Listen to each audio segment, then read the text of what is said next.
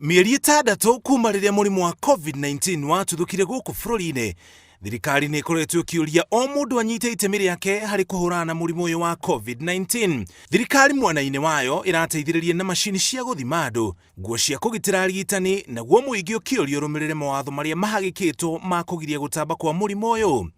O uria murimu uyu urathie na mbere, noguo maundu meru makoretwo makeyumiria.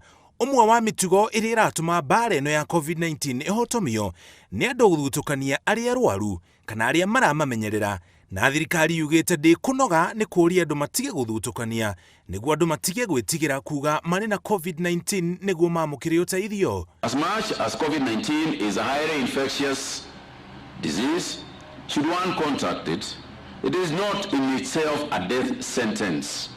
And like any other disease, it will be managed by our healthcare workers to the extent possible.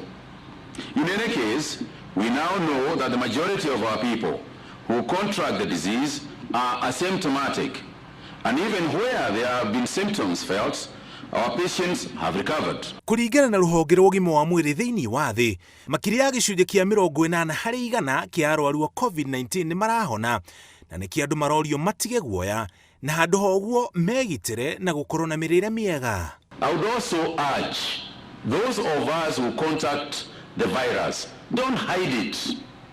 Don't hide. It's no biggie. Don't hide it. Let the people know. If you have got friends and so on, let them know that you are staying away in isolation because you have got COVID-19, and sooner than later it will be all over. Minister Kagwe augite ni mugaru na watho mundu kurwara COVID-19 na kuhithirira ndwari ino ni gukorwo gwika uguo ni kuiga muingi ugwati-ini. It is compulsory that all positive COVID-19 positive cases be reported to the Ministry of Health, and this is not a negotiable issue. This is the state of affairs. This is what we have said. This is what we have declared in terms of the Public Health Act, that it is a must that we must report cases that test positive. Rĩrĩ ũthuthuria wa gwethana na njanjo ũrathiĩ na mbere thĩinĩ wa thĩ. Rũhonge rwa ũthuthuria rwa KEMRI gũkũ bũrũri-inĩ rũrĩ rũmwe rwa honge iria irethana na njanjo ĩno.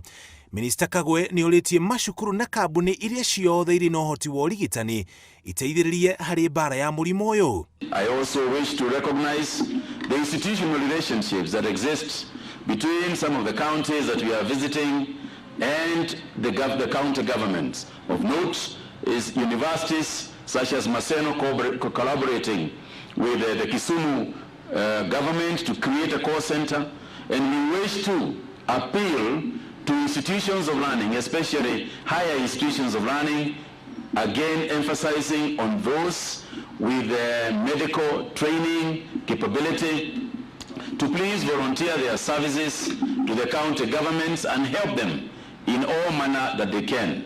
Institutional cooperation can help reduce the burden that clearly is visiting the county governments.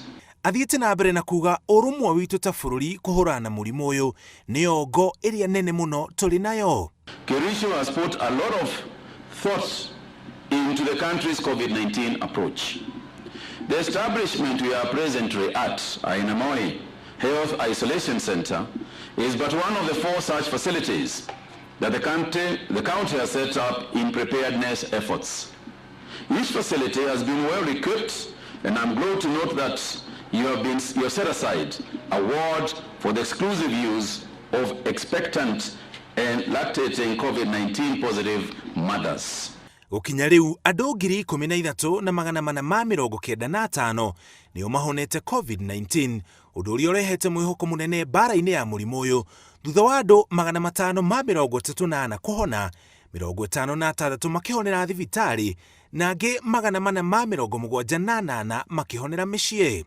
Ona kuhana oro uguo, andu angi 3 ni makuite, na riu ari othe makuite makinyite andu 423. Ngiribotera Inooro TV, njĩtagwo Mũriũki wa Mũchoki.